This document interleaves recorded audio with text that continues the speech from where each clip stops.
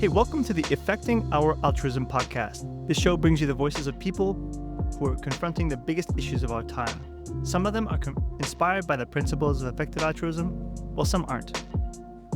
All of them, however, care deeply about making the world a better place. Allison Penner is the executive director of Reimagine Agriculture, ReAg, which helps to create a sustainable, resilient, and compassionate food system. She fights food waste and loss, educates the public, and advocates for policy alternatives to enable meat alternatives. She studied environmental governance and political science at Guelph and was named a Clean50 Emerging Leader in 2023. So Alison and I talked about the food system, but also not about the food system, you know what I mean? We talked about the personal impact that advocacy has and how to be compassionate with people who don't get it. I learned some ridiculous things about how we are wasting food without even knowing it. And I think you're going to learn a lot from it too. We're really grateful that Alison has taken up her time to join us today. So please have a listen. Thanks for joining the show, Alison. Thank you. I'm excited to be here. Great. Well, today I wanted to learn a little bit about what you're doing with Reimagine Agriculture and also talk about your relationship to your work and how you make it real for yourself. Can you just give us a little intro of what you're most passionate about with your work? My time and my professional work focuses on working at Reimagine Agriculture. And so we're a Canadian nonprofit that focuses on the food system and making systemic change. Mm-hmm. And so our overall focus is on food waste and loss in conventional animal agriculture. And we typically work through building alliances, knowledge mobilizations, and policy campaigns. How long have you been involved with this type of stuff? Oh, that's a great question. I think the organization was first incorporated at the very end of 2018. So I founded the organization along with kind of our founding board. Yeah. And so I think I was probably pretty integral in the founding of it. But it went from kind of back in the day really being starting an organization completely from scratch. I didn't have any kind of fundraising contact that I could go to or people who kind of done this before. And so it was a group of us who had kind of this passion behind the food system, and the organization's evolved from there. How'd you meet the people on your board and the co-founders? Oh, great question. The people on the very first board were all kind of people I'd known personally or kind of semi-professionally from different parts of my life. It was people I'd gone to university with and people who I'd worked some of my first jobs with, all kind of with this central focus around the food system, even if they had very different focus. One of my first board members was a vet and had this very interesting focus on the food system, and others had worked in international development. So a very eclectic group, but all shared focus. Yeah, that sounds like the right kind of blend of people to create something different. People with different backgrounds and like a complementary interests and expertises. Are you proud of where your work that you've done since 2018? Or was it 2017, you said? Yeah, I appreciate the question. I think, so in some ways, I want to say, obviously, like we have come so far. The organization itself has raised over $250,000 in inception. Wow. Compared to and compared to a lot of nonprofits. I think the failure rate for a nonprofit is kind of 1 in 5 or 1 in 10 within those first 10 years. Ooh. And so I think we kind of exceeded every metric on that side. I think that being said, for me, like I started the organization to affect the change in the food system I want to see. And obviously it's not going to be just me doing that or kind of this superhero who kind of saves the day, but I want to see some of these larger scale changes. And so I think that's always going to be the thing that I'm pushing for. Cool. That's what qualifies you to be on this show, is because you are putting in so much effort and energy into a problem that's insanely large and complex and urgent, really. So yeah, personally, I relate to the animal advocacy movement because in an intellectual and personal way. Like I think what's happening in the food system is quite tragic, and particularly when it comes to animals, the way animals are treated, I feel really badly about all this stuff. And it's easy to not think about. So, but you've been confronting the Canadian food system for some years, and you've put a lot of heart and soul into it. So yeah, I'd like to learn a little bit more about you, Alison. Like when you started up this organization, did you consider yourself an activist or a policy person or both? Or rebel or institutional type? What kind of person were you when you started Reimagine Agriculture? Yeah. Well, um, that's a good question. I think probably the word I would have most identified with at the time would probably be advocate, that I thought really myself as an advocate for making this change.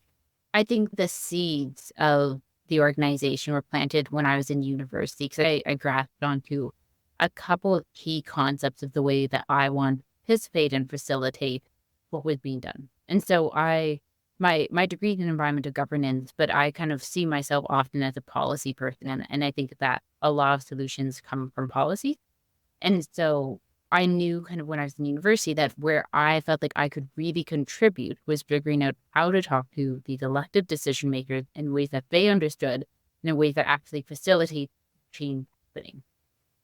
I think on the food system side of it, throughout my university degree, I think I centralized more and more on the food system as kind of this very viable opportunity to make a lot of these key changes. And so, like you, I think that I definitely saw the ethical side and kind of the concerns around that. And it's something where if you don't look into it, I think you kind of fear the worst and you look into it and then it's a million times worse than you could have ever imagined. And I think going to conferences, doing the work that I do, I know that on even a deeper level than I used to.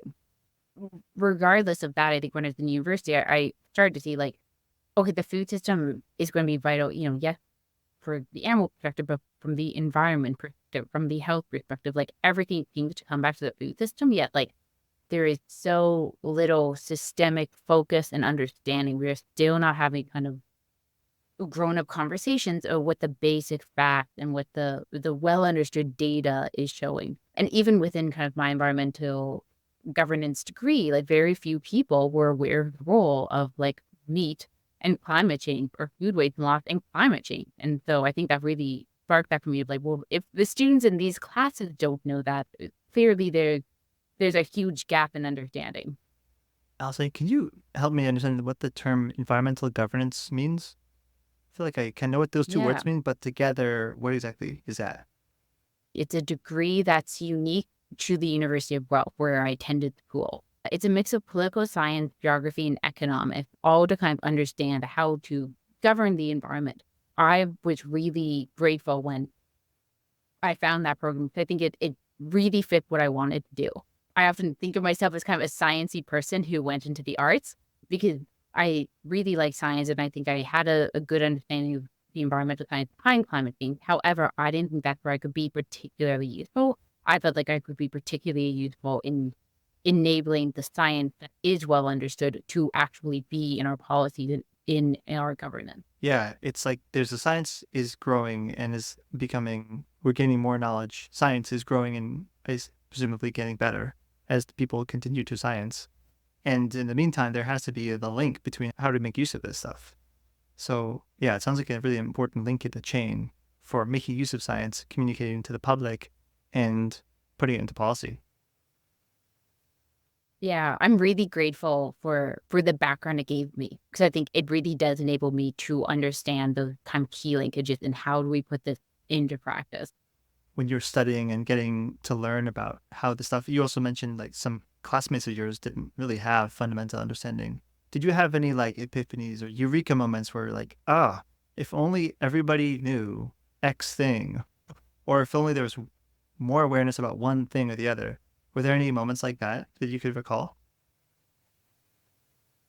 I think there maybe broadly two, one in university and kind of one just out of university. But while in university, I think the first time that I really clued into like there's something bigger going on than even I realized with the food system is when I was reading a paper and it said in the last 50 years, our oceans are 80% emptier. And I was just like, what? Like, and I'd never heard anything like that. This is probably my second year of university. And so I'm an environmental governance kid studying this stuff, and I had no knowledge of that. And so I think that was really a moment that highlighted how significant the food system was and the massive implications it played. When we think of the food systems, most people don't even have fisheries in their mind. They think that the fisheries are disrupting our oceans this much. That was definitely a eureka moment for Wait, me. so it's like the fisheries are themselves affecting the oceans? Yeah, well, so like the fisheries, just kind of the oceans across the world, and I can fact check the exact kind of what that staff was referring to, because basically how do you gather how many creatures are in the ocean? But functioning like like fisheries are just exceptionally disruptive, and that the fishing we're doing, like it not, yes, it takes a lot of fish out. Yes, there's a lot of issues with bycatch, so taking animals out that you don't mean to. But beyond this, like the methods of fisheries, it really destroys entire ecosystems. And so they, for example, they have nets that crawl across the bottom of the ocean and they just pick up everything. And so it just kind of comes in and just destroys. And so I think the fisheries link in particular, I think was one where it really highlighted to me how significant the impacts were.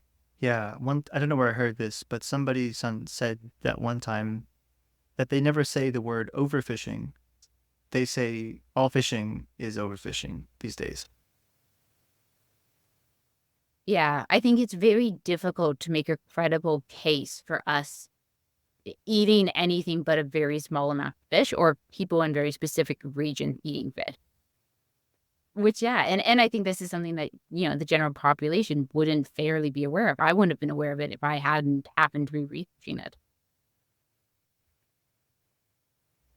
How does it feel to confront like ignorance when you just know people just don't know things and you know things that could really change the way people act, but then you realize that people just don't know these things about the ecologies, watersheds, animals, animal welfare. How do you deal with the way that just people just don't know? And I know that part of Reimagine Agriculture's work is about knowledge mobilization. How do you confront that on a personal level? Yeah. I mean, I'm definitely human, so there are definitely times where it can feel very frustrating. I think most of the time I'm able to kind of sit there and know that people just don't know. They're not being intentionally ignorant. And in fact, like billions of dollars are put in every year to make sure that they don't know and that what is out there is incredibly confusing. So I think it does help me to feel better about it in that sense, that I think if these problems were more obvious, people would better understand them and be very motivated to make things. Okay, so I sometimes feel despair when I recognize like how heavy the conflict is between vested interests and like truth, and that hurts sometimes. And I appreciate hearing your enthusiasm or how it actually activates you. Yeah, I mean, it's an interesting field to be working in, and, I think probably a lot of people who are in the effective altruism space would feel this. There's kind of an awareness that's very heavy a lot of the time. I think what's helpful is knowing that I strongly believe there are always things that can be done that are viable opportunities today. Every amount that we do matters, no matter how big the problem is. Even if within my lifetime we don't get where we want to go, it still matters. I think there's some hope in the practicality of the situation. We cannot expand conventional animal agriculture forever. We've taken up the majority of our land. We've taken up the majority of our water resources. Climate change will continue to get worse. And so it will be harder and harder to do conventional animal agriculture. And so it's just, how fast do we enable a shift and transition away? And I think the same thing with food waste and loss. Right now in Canada, estimates put it that we're wasting over half of the food produced. Half? And that's just not being, yeah, over half the food produced. Right? And like, it's What? just not going to be viable in future. Most of that food is lost pre-consumer, and so it's lost kind of within from, yeah. But it's shocking, right? You can't be serious. Half of food that is not even before it even reaches the consumer is wasted. Lost or wasted, yes. How do you lose food? So there's a distinction between lost and wasted, which is that loss typically is around things like a lack of refrigeration or something like that. And then waste is typically food that is surplus that just is wasted, that doesn't get used. I see. It's like different ways to write off a product. And I should say that I think people talk about it. Yeah. And it like shocking Ah, the statistic of this. And also like so much of that is perfectly edible food that could be saved if there was any incentive pushing it that way. Um, but we don't have a focus on that. And we don't even have a goal we don't measure our food weight in Canada, and there's no goals for reduction. I think to kind of your earlier question, the thing that makes me very hopeful about that is that anyone you talk to, regardless of if they're more liberal, more conservative. Like when you talk about this, they understand how much of an issue that is. It shows kind of the incredible challenges with the food system that over half the resources produced by that system are not used. oh, that's a really big frame shift for me because I have a toddler, and when she doesn't eat like 2 peas off of her plate, I give her a little bit too much shame, I think. I will say, like, yeah, doing this work, I waste no food anymore because it's incredible. Yeah, and in fact, the real work, the real attention should be upstream. The real attention to the problem should be upstream. Yeah, I think that in the system focus is definitely where there would be the possibility to reduce most food. And I think this is one where if we have a little bit more attention on it, it is something that makes sense to do. Yeah, and I like the notion of the lever there. So if there's a little of attention here, it could actually do a systemic change to affect a big change. I want to ask you about the notion of systemic change, which is a lovely phrase for those who have good intentions for the world. And it's also because the way leverage works, it could also be very bad, right? If you could do really good things with this lever twisted this way, you could do really bad things with lever twisted that way. Do you see any kind of high level risks in policy advocacy to provide like perverse incentives? For example, if we had better welfare requirements for chickens, then people would buy more chickens and ultimately rebalance the scale to there's more suffering, but less dense suffering. Does that type of thing keep you up at night? For me personally, it doesn't, though I think it's like a very valid and interesting critique. And I think I would be silly if I pretended that I understood the impact of anything that I do. You know, Mm. at most, any of us get like 1 or 2% data on what we do. Um, I really come from, with the food system in particular, in my mind, it's a very unregulated system in Canada. And so to me, I think we're going to get out of this through nudges. I don't think we're going to get out of this through revolutions. And I think that any nudge in the right direction towards regulating the system, toward talking about the issues within the system, I hope is kind of moving us in that ultimately good direction. Yeah. I don't know if you heard the recent interview on the 80,000 Hours podcast with Louis Bullard, and he addressed this concern about incrementalism versus radicalism. And yeah, he's like, yeah, that's still a question you got to ask yourself in this world. I think that to answer my own question about where I was a few years ago, I think I had been a revolutionary in my early 30s, and then I'm more of an incrementalist in my late 30s. And I don't know. I don't know where I stand. It depends on the issues. But returning to like, I asked you before about how would you describe yourself when you started Reimagine Agriculture? I'm curious what sort of things you noticed. Yeah. And maybe I can just reimagine agriculture in 2000, was it 17 or 18? Excuse 2018. me, 2018. Since you founded Reimagine Agriculture in 2018, what are some like changes in yourself that you've seen with relating to your work or the movement or the issues that you are confronting on a daily basis? So I think changes in myself, I think I'm a lot more. So going into ReAg, I really believe in collaboration and working with others. But I think I kind of really embrace that core. So I think that, yeah, I think part of my philosophy is really around the idea that kind of collaborating with others, especially others with like completely different values and world perspectives than me, like is essential. Because I think I used to come with a framework more of like, well, like I probably have, I've thought about this a lot and I can work with others to kind of achieve this end. But I think I put more emphasis on valuing that.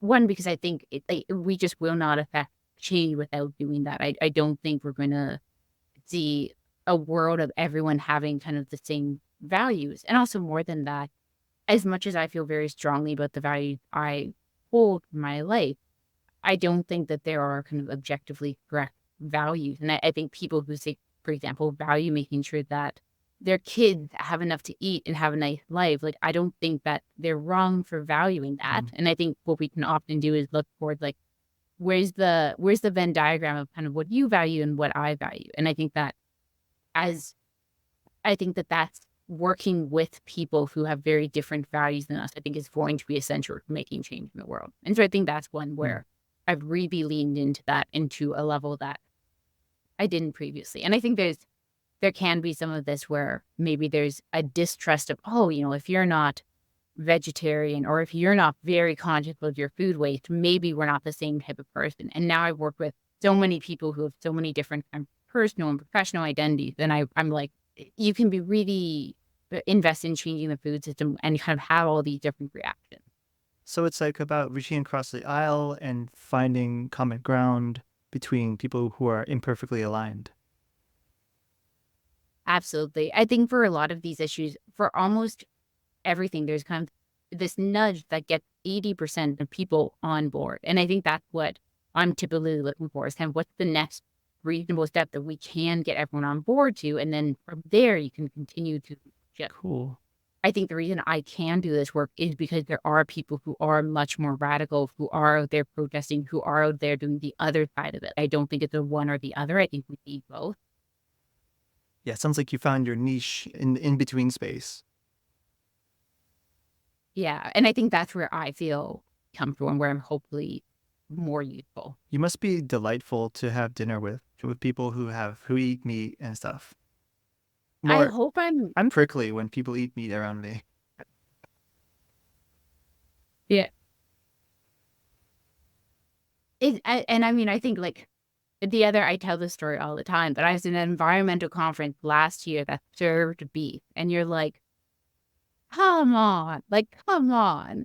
But yeah, I think I try to be kind of the entrance into talking with some of this stuff or into thinking about it. I think like a lot of things, I think for most people, they would feel comfortable reducing the amount of animal products in their diet. Mm-hmm. And so if I can talk to them about that and say like, oh, well, these are some reasons that I reduce or whatever, that can be a really good way in. There are definitely moments when I find it very challenging when I've worked all day trying to defeat this very large issue. And then I run into an environmentalist who's like, well, I've heard that we just need to do type of meat, or well, the way they produce meat over here is great. And so I don't have a problem eating that. There definitely can be challenging moments. With every change comes equal and opposite anti-change, the resistance to change. And that's really built into we are all built to preserve our brains and our modes and our methods and our culture. And sometimes that could be, when these things confront each other, it could end in tears. Yeah, especially when people don't care, or when you're telling this, they don't seem open to it. It can be so hard. Yeah. Well, good on you, Allison, for sticking with it and finding ways to communicate, finding ways to educate, and advocating for solutions. Wondering if you'd like to get a bit more into the weeds around Reimagine Agriculture's current strategy, what are big campaigns going on, things like that. For sure. So one of our central focuses these days is on food waste and loss. Mm-hmm.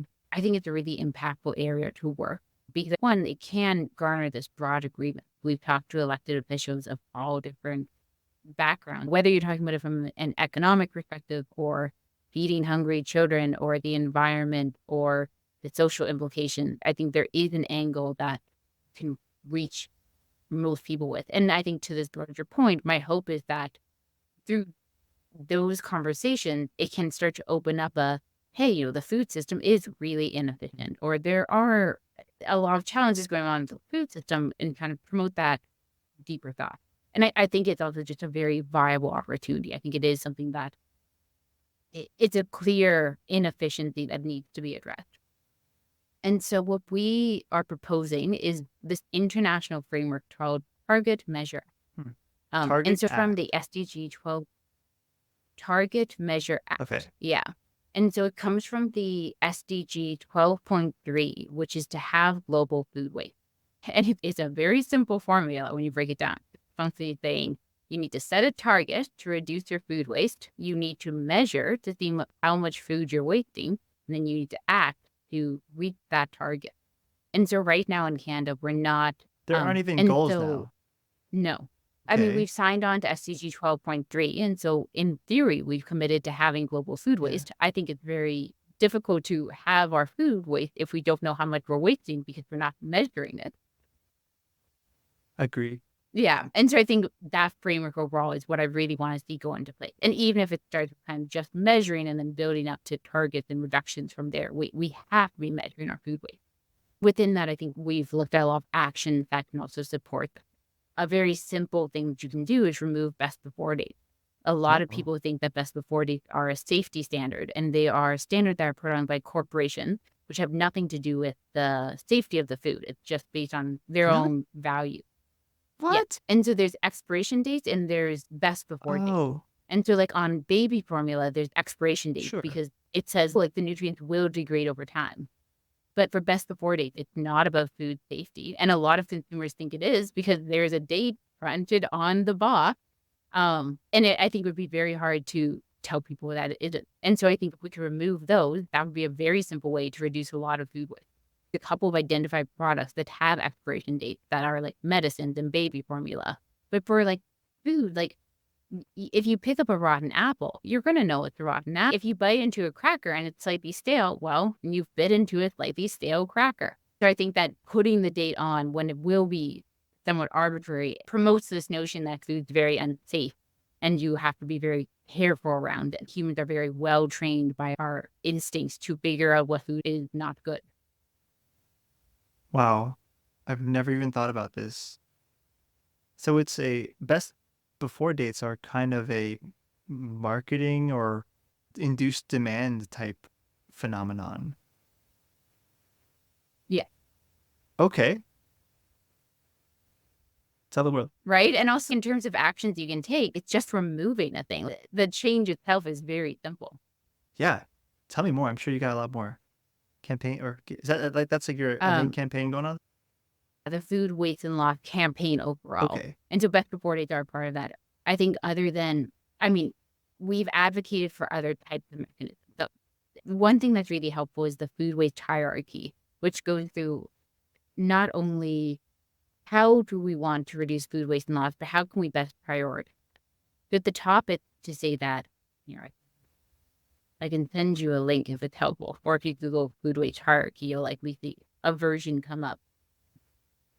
But the first is to say, well, first off, let's try to reduce and prevent food waste. And so in the UK, for example, they've adopted the term food surplus, which I think is very, very useful because when we talk about food waste, we're already saying this is a waste, this is a non-valuable food. When, of course, a lot of this is perfectly edible, healthy food that could be consumed. And so the first thing we want to do is prevent that, ensure that food reduced is getting to consumers.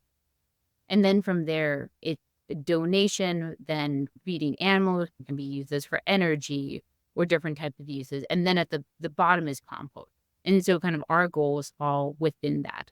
And so, for example, on donation, I think there's some stuff Canada could do here. So, for example, in the US, there's a tax incentive that supports and actually gives companies kind of quite a good incentive to donate food.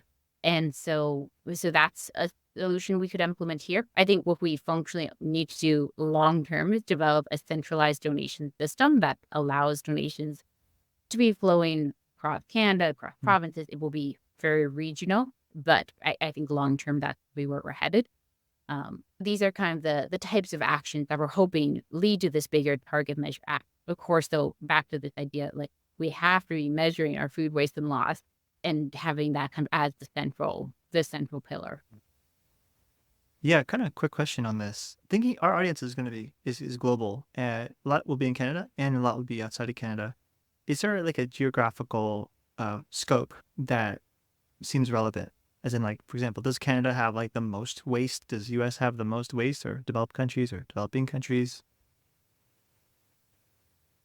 Yeah, so it's very specific to the countries themselves. So typically developed countries have very high wastage within the system versus developing countries will typically have a lack of refrigeration and stuff that are more challenging for them. Um, we've also seen across the world a lot of people who have done a lot of work. In Japan, they've significantly reduced their food waste through government regulation. The UK is the leader in the world in terms of reducing food waste.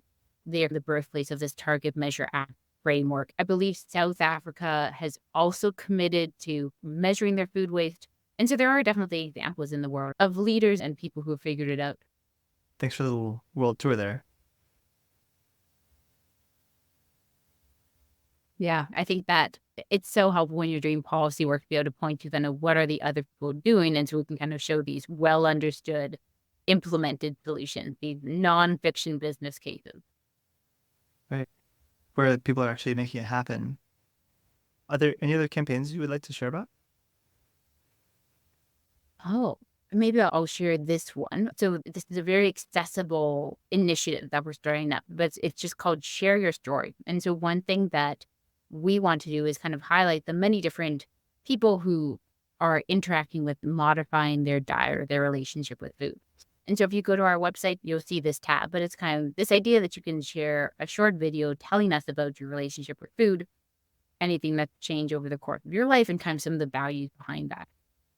And the hope is that over time, we can build up a really robust set of different people who are talking about their changes in diet and why they've made them. Because I think we often get in this framework of, oh, people like this change their diet. People like this go vegetarian or care about food waste. And so I think if we can have some of those broader examples of people who have reduced their meat consumption because they had acid reflux and this would make them feel better, or people who started volunteering at their school's cafeteria to do X, Y, and Z. For people who are interested, I think that's a relatively short and accessible way to have your values heard and your voices heard and contribute to this broader picture of the many, many people who are interested in the food system.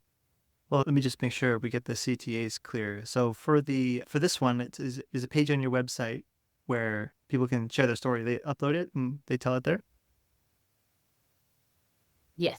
And is the idea that they'll be featured through ReAg? Yeah, exactly. So that you'll be featured kind of across our socials. Maybe at some point we'll do a big compilation of people, but you'll be giving us your video to use freely to show about the different people and the different values they have on changing the food system. Nice. I have a pretty funny story about how I became vegetarian the second time. So maybe I'll share my story sometime soon. Yeah. Yeah. I'll save it for later. And going back a little bit, for the food waste and loss campaign, what are some things you're looking for the world to do for policymakers or citizens or people? Is there what's your CTA, your call to action there?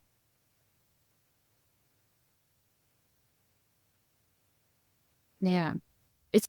So I think in the fall, we are planning to have kind of a more public facing view of this, but your people who are interested are welcome to join in now. The main thing is to email your MP and talk to them about food waste and loss and just say, hey, this is an issue I care about. I think we'll be working on it. You can definitely go to our website and grab points from this. I think the brief should be on there. You can download and I'll also use. When I'm talking to MPs, even MPs who are on the standing committee for agriculture and agri-food, a lot of them have not heard about food waste, or if they've heard about it, it's really not at the forefront of their mind. And these are people who care about the food system. And so I think if we can have people across the political spectrum hearing, we really want to address food waste and loss, that's going to make a very meaningful difference in terms of actually putting it on the agenda.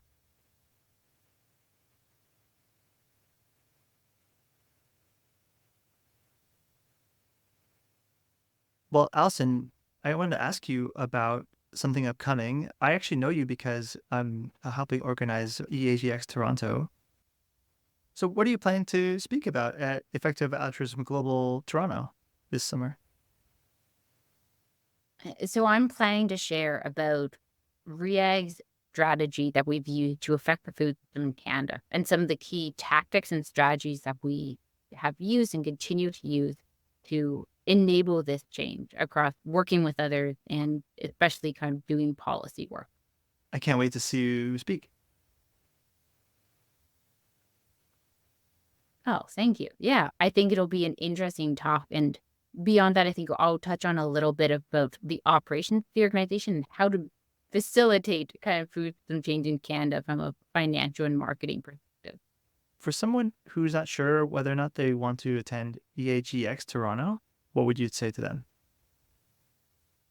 I would say that it's likely a place to meet a lot of like-minded individuals. And I think those connections on personal level and professional level can be really key to developing a fulfilling life. And so I think that it's a really great conference to centralize the Canadian participants in this movement and allow us all to meet and connect. Those are some skills that are very important assets in the movement.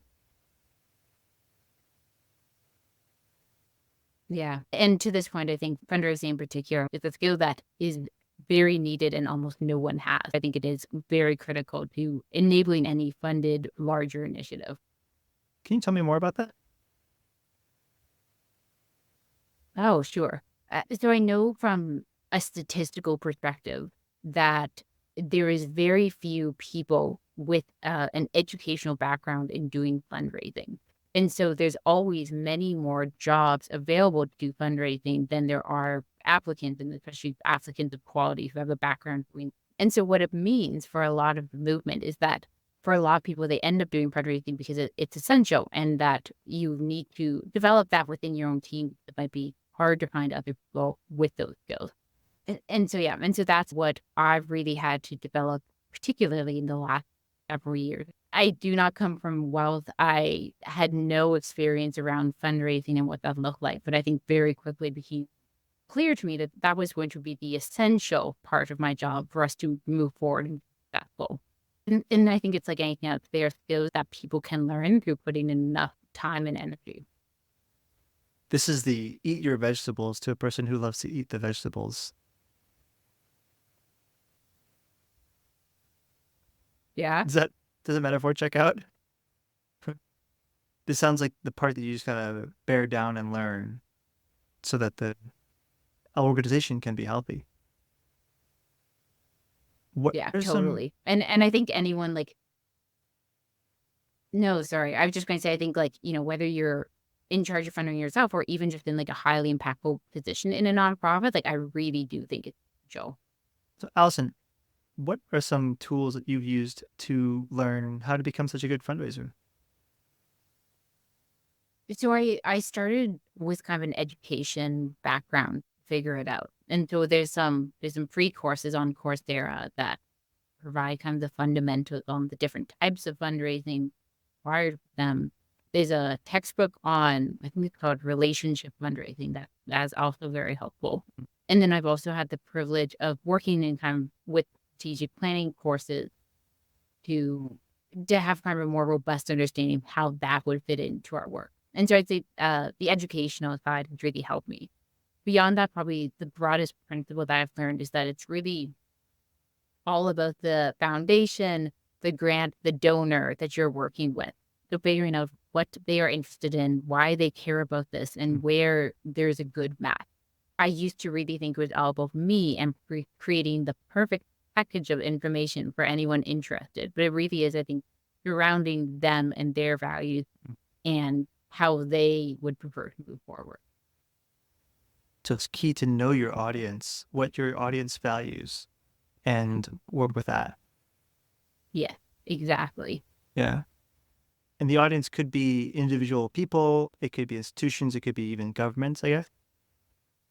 Yeah. And to this point, all those audiences can be so different in what they value. And I think you can try to figure out, there's a lot of, sometimes for grants or for government grants, there's very specific instructions in what they're looking for.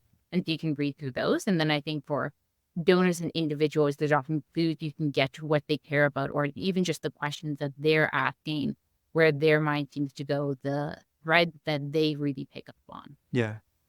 Is it your experience with fundraising and development to be something that it takes time to go work on that, and once that's done, then you can focus on the work type of thing, or does it feel like it's integrated with the whole experience of executing on the organization?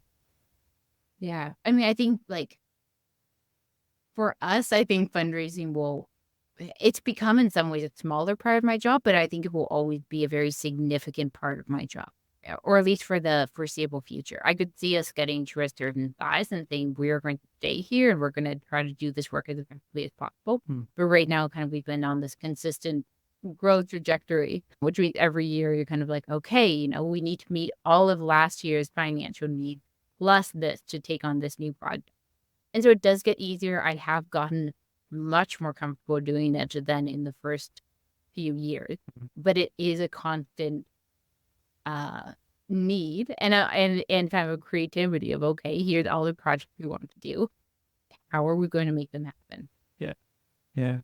What are some things that you don't expect donors to to need to know, or need to understand when you're speaking with them or talking to them? Like some surprises you might have had with the way that donation works and fundraising works. Yeah, I think so. This isn't true for everyone, but it can be true in a lot of cases, whether it's foundations or personal donors. Like they want to get to know you. And I think I really came into it saying like, okay, here's the organization. This is what we do. This is the project we run.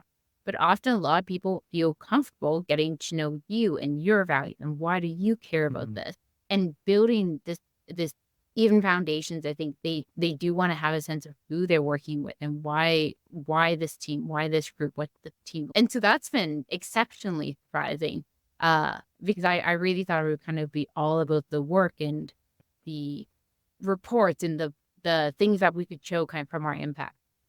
Wow. So coming from a bit of a sort of effective altruist point of view, that's a surprise to me based upon when I think about effective altruism, it's about the results. It's about the numbers, and not so much about it's about what can you prove to be your impact? What can you prove to be the effect that you have upon the world, upon the chickens, upon the food system, etc. And that sounds like a surprise to me. Did you learn that in effective altruism environments or somewhere else, like different sections of the nonprofit universe? Yeah, and so ReAg is interesting that we get our funding from a lot of different eclectic sources. And so like our funders have kind of very different perspectives on what they're interested in and what they're trying to see happen from this. And sometimes it's kind of more of a Venn diagram. Okay, what they want and what we want does work together in this project, even if I didn't set out to create a project with kind of their end goal. And so yeah, I think it's very dependent. I mean, I think that is true for the effective altruist community. However, I think they also ask, oh, are you an effective altruist? Oh, you speak this language. And so then you are kind of saying, okay, I am this identity. I am this language. Here, I'm like this in these ways. And so I think in a way, it's still a version of that, as much as hopefully it is truly with the data and the impact you're having. Yeah. Would you describe your Reimagine Agriculture as an effective organization, whether like quote unquote EA or not? Would you see that like y'all produce some pretty amazing results in the scheme of nonprofit organizations? Yeah. So And you can toot your own horn if you want, as long as you're factful. Yeah. It's a good question. I think I'm not the person who does the marketing of the organization. So I think other people would probably be much more, this is all we've done. This is all I think what ReAg does is we are going to play the long game. And so we work with the key decision makers. We build those relationships. We figure out what are the overall mechanisms that are affecting the food system and how do we shift those and nudge those over. And I think that if I wanted to see a more immediate impact, I could do a lot more around food rescue and working with individuals and some of this work that we don't do. And I think that work is really essential work. I think we build a lot of our cases off of showing, hey, look, this specific region did reduce their food waste, and this provides this case study showed the economic benefits, the health benefits, the environmental benefits. I think that work really is essential. But I think where ReAg is effective is in that long game and creating that, enabling that longer term. Yeah. Yeah. And that's not always easy to make promises when the telescope is long, or the timeline is long. It's not easy to say this will 100% happen as a result of this specific action. Advocacy is about human systems, human operated systems, isn't it? Choices, political choices people have to make. Absolutely. Yeah. I think the simplicity that some people sometimes want in approaching like a effective altruism, or approaching like a donation, is they to really know that they're doing something specific, they're making a difference, and they know about it. There's this really cool report that came out of Rethink Priorities, where they describe different kinds of risk attitudes, risk appetites. Some people really want to make a difference.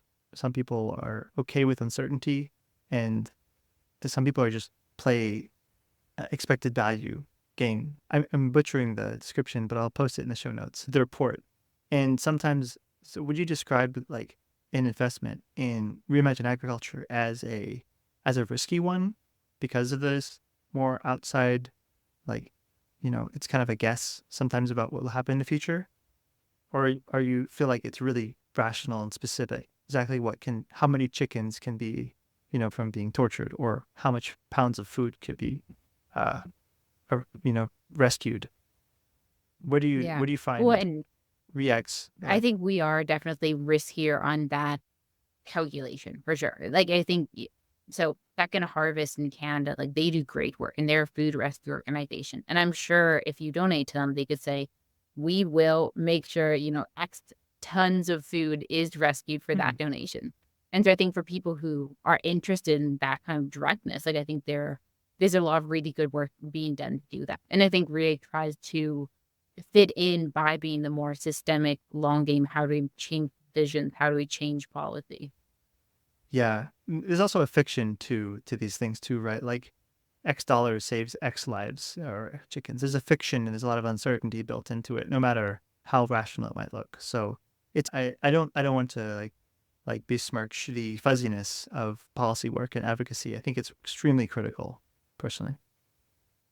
And I think, to this point, it is something that it is fuzzy. We don't know what initiatives will work. And so it's about kind of figuring out, okay, like long term, what do we imagine from some of the data that we are getting back is effective in creating those metrics that are in between. And so for like a campaign, it could be number of meetings with MPs and kind of like that. But it's a fuzzy game. And I think for me, I don't try to fill in the gaps of information I don't know with certainties to give myself that reassurance. I think there's so many gaps in the data, and I'd rather just acknowledge that and move forward as best we can. Nice. That's the kind of epistemics we got to keep. Don't pretend like you know something and just to look good, and, to convince people to like go over their donation dollars. I appreciate that, owning the uncertainties.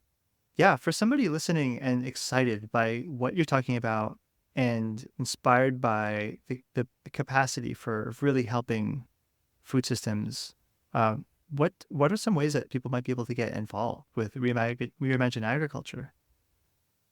Yeah.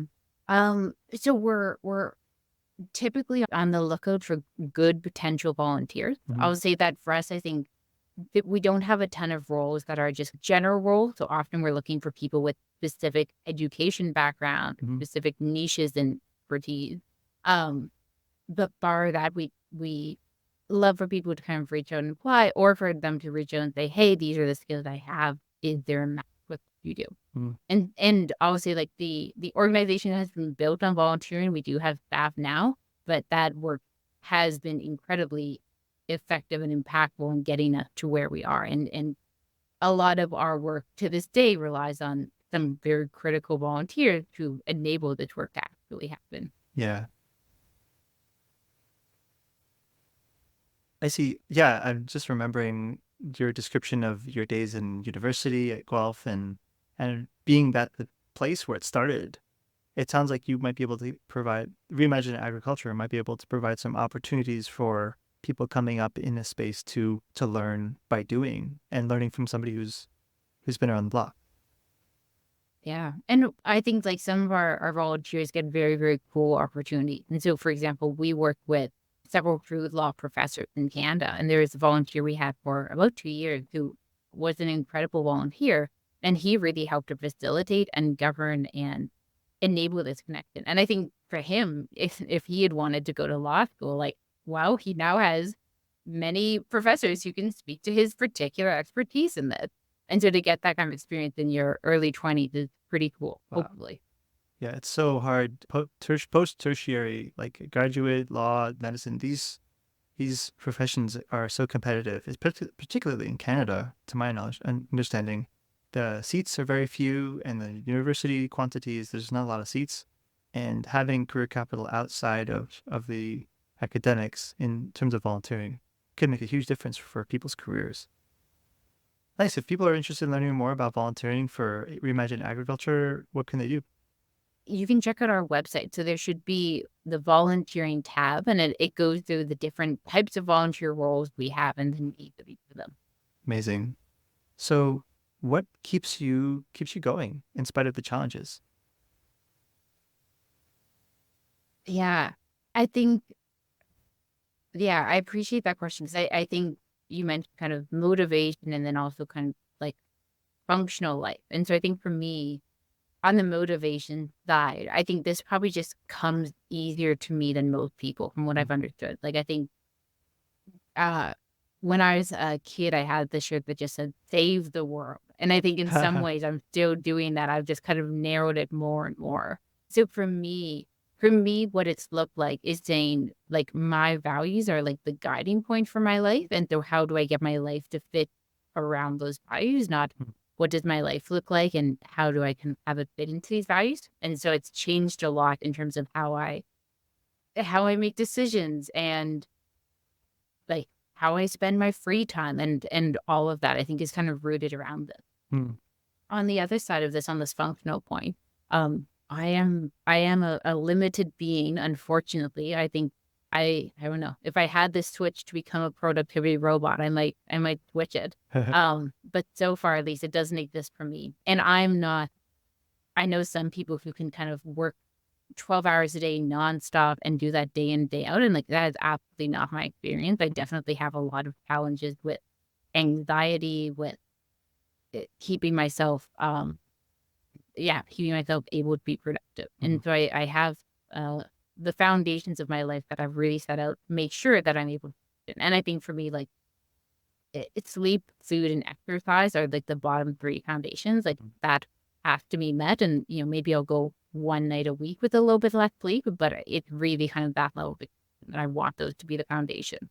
And then from beyond there, it has to become community connection and talking to others and speaking with others. And then from there, working and involving myself in other movements that are meaningful to me, even if they're not, quote unquote, the most as effective as the food system. And I think that those foundations have really actually let me do this work. And also, I think we often talk with them as separate things.